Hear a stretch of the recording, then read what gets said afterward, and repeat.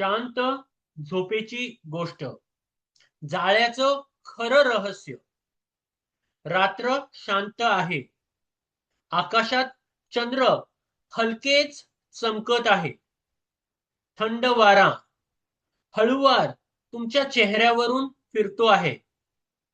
दूर कुठेतरी रातकिड्यांचा मंद आवाज ऐकू येतो आहे.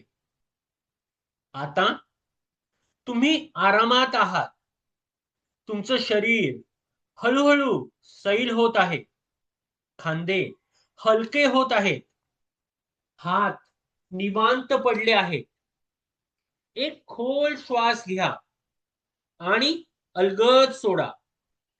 पुन्हा एकदा शांतपणे श्वास आत आणि बाहेर. तुमचं मन आता शांत होत आहे. दिवसभराचे विचार हळूहळू विरत आहेत. आता या शांत गोष्टीत अलगद हरवून जा. एक शांत नदीच्या काठी एक छोटस गाव होतं. त्या गावाजवळ एक रुंद नदी वाहत होती. रात्रीच्या चांदण्यात त्या नदीचं पाणी चांदीसारखं चमकत होतं. हलकासा वारा पाण्यावर लहान लहरी तयार करत होता. नदी किनारी एक म्हातारा मच्छीमार राहत होता. त्याचा चेहरा शांत होता. डोळ्यात अनुभव होता. तो रोज सकाळी आणि कधी कधी संध्याकाळीही नदीकाठी यायचा. हातात त्याचं जुनं जाळं असायचं. तो घाई करत नसे. शांतपणे उभा राहायचा. वाऱ्याची दिशा पाहायचा.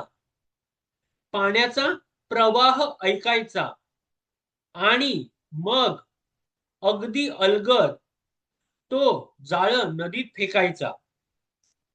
जाळं हवेत सुंदरपणे उघडायचं आणि पाण्यावर शांतपणे पडायचं. काही क्षणांनी तो जाळं परत ओढायचा आणि त्यात चमकणारे मासे असायचे. त्या नदी किनाऱ्याजवळ एक मोठं झाड होतं. त्या झाडावर एक छोटस माकड राहत होतं. ते खूप उत्सुक होतं.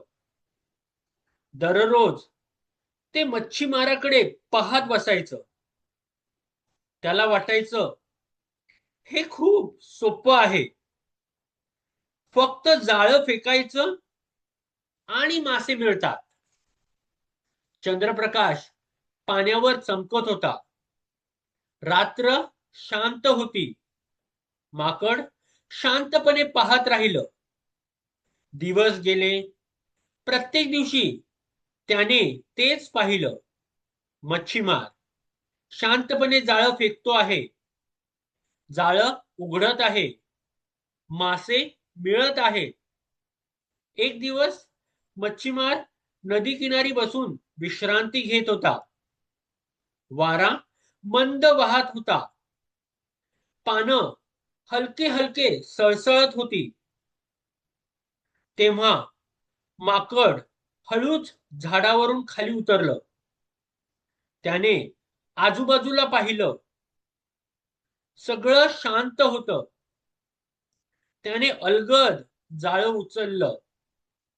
त्याच्या चेहऱ्यावर उत्साह होता. त्याला वाटलं आता मीही हे करू शकतो.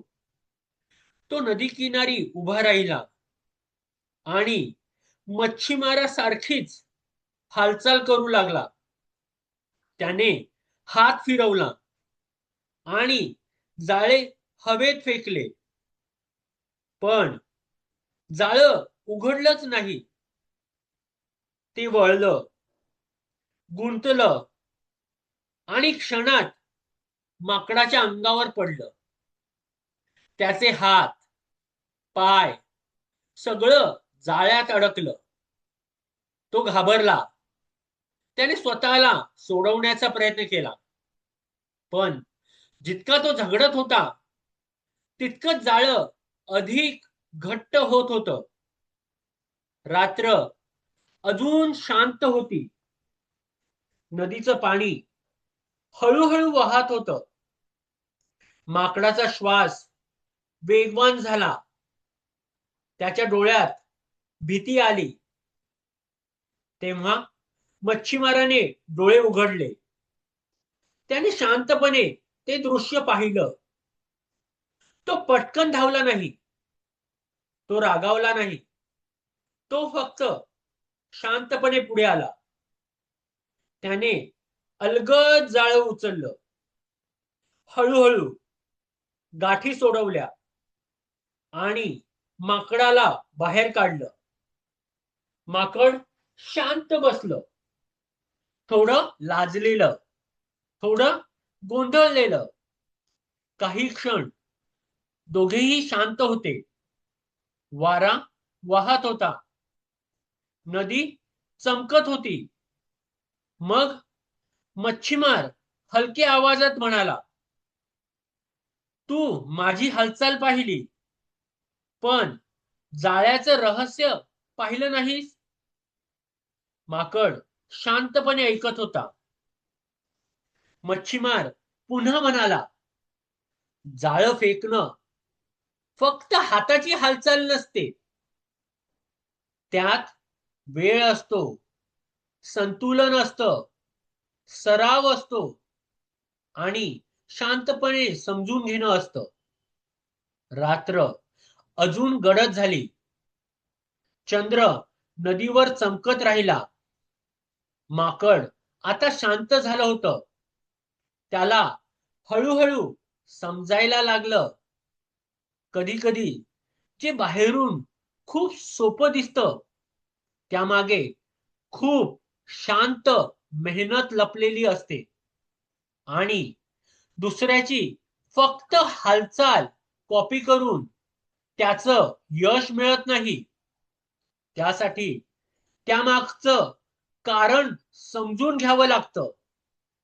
नदी आता आणखी शांत झाली होती.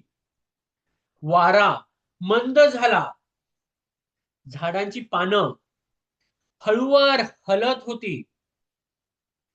मच्छीमार पुन्हा नदीकाठी बसला. माकड त्याच्या शेजारी शांतपणे बसलं. कोणतीही घाई नव्हती. कोणताही गोंधळ नव्हता. फक्त शांत समज होती. कधी कधी हळूहळू शिकणं हेच खरं शहाणपण असतं. आणि शांत मनाने पाहिलं तर प्रत्येक गोष्टीत एक रहस्य असतं. आता तुमचं मनही हळूहळू शांत होत आहे. तुमचे विचार मंद होत आहेत. तुमचा श्वास मऊ आणि हलका झाला आहे. आता शांतपणे डोळे मिटा. तुम्ही सुरक्षित आहात. तुम्ही निवांत आहात. जसं त्या शांत नदीकाठी सगळं स्थिर झालं, तसं तुमच्या मनातही आता शांतता पसरत आहे.